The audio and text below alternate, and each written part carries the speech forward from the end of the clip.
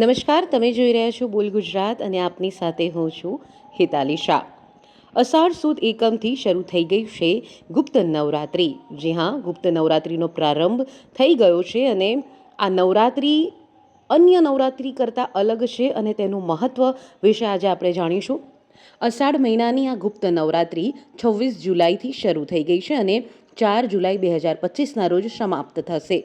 શક્તિ ઉપાસનાનો આ પર્વ સાધકો અને ભક્તો માટે વિશેષ મહત્વ ધરાવે છે. સામાન્ય રીતે આપણે ચૈત્ર અને શારદીય નવરાત્રિ વિશે જાણીએ છીએ, જ્યાં દેવી દુર્ગાના 9 સ્વરૂપોની જાહેરમાં પૂજા અર્ચના કરવામાં આવે છે. પરંતુ ગુપ્ત નવરાત્રિ તેના નામ પ્રમાણે જ ગુપ્ત રીતે ઉજવવામાં આવે છે. આ દિવસો દરમિયાન ભક્તો ગુપ્ત મંત્ર, તંત્ર અને વિશેષ સાધનાઓ દ્વારા દેવી શક્તિને પ્રસન્ન કરવાનો પ્રયાસ કરે છે.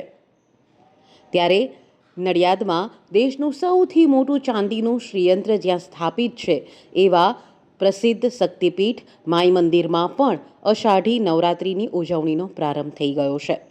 નવરાત્રિમાં આ 9 દિવસ દરમિયાન શૈલપુત્રી પૂજા, બ્રહ્મચારિણી પૂજા, ચંદ્રઘંટા પૂજા, કુષ્માંડા પૂજા, સ્કંદ માતા પૂજા, કાત્યાયની પૂજા, કાલરાત્રિ પૂજા, મહાગૌરી પૂજા અને સિદ્ધિદાત્રી પૂજા કરવામાં આવનાર છે. અષાઢી ગુપ્ત નવરાત્રિનું તંત્ર મંત્રની સાધના કરનારા લોકો માટે વિશેષ મહત્વ છે. ત્યારે આ ગુપ્ત નવરાત્રિના વિશેષ મહત્વ માટે માઈ મંદિરના ગાદીપતિ મહારાજ હરેન્દ્ર મહારાજ શું કહી રહ્યા છે, સાંભળીએ. માના અષાઢ નવરાત્રિ, જેમાં લક્ષ્મીજીના નવરાત્રિ છે. આપણા 4 નવરાત્રિ મહા, ચૈત્ર, અષાઢ ને આસો. જે મહા અને અષાઢ નવરાત્રિ છે, જેને ગુપ્ત નવરાત્રિ કહેવામાં આવ્યા છે. ચૈત્ર અને આસો આ નવરાત્રિને મહોત્સવની નવરાત્રિ કહેવામાં આવી છે. આ મહા અને અષાઢ નવરાત્રિમાં વધારે થાય એટલું જપ, તપ, સાધના, ઉપાસના આ બધા વગેરે કરવા માટે આ નવરાત્રિ છે. મહાલક્ષ્મીજીને પ્રસન્ન કરવા, એની કૃપા પ્રાપ્ત કરવા, સિદ્ધિ પ્રાપ્ત કરવા, ઉપાસનાના માર્ગો, અનુષ્ઠાની માર્ગો, સાધક માર્ગો આ બધામાં આ દિવસોમાં વિશેષ એની પૂજા અર્ચના, અનુષ્ઠાન, આરાધના કરતા હોય છે. માના માઈ મંદિર નડિયાદ ખાતે જ્યાં 265 કિલો ચાંદીનો શ્રીયંત્ર આવેલો છે, એ શ્રીયંત્ર પર અહીં મહાપૂજા થાય છે. સવારે 9થી 12 અને બપોરે 3થી 5 આ પૂજામાં વિશેષ પૂજા કરવામાં આવે છે, જેમાં પાત્રા સાધન સાથે રાજોપચાર પૂજા કરવામાં આવે.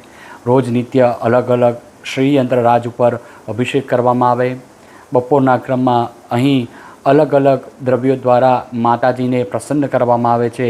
લલિતા સહસ્ત્રના નામથી શ્રીયંત્ર રાજ ઉપર અર્ચના કરવામાં આવે છે.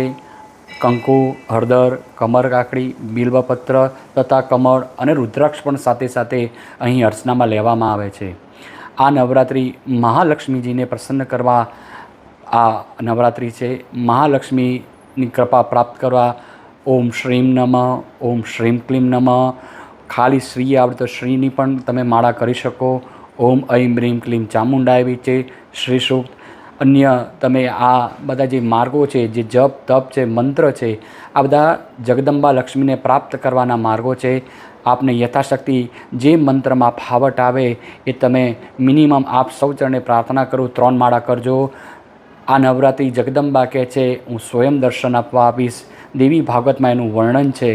આપ સૌ ચરણે પ્રાર્થના કરું, બને એટલું મા લક્ષ્મીજીને પ્રસન્ન કરવા પ્રયત્ન કરજો, કર્મ કરજો.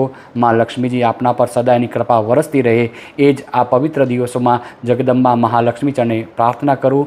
સર્વને જય મા. ચેનલ બોલ ગુજરાતને લાઇક, શેર અને સબસ્ક્રાઇબ કરવાનું ભૂલશો નહીં.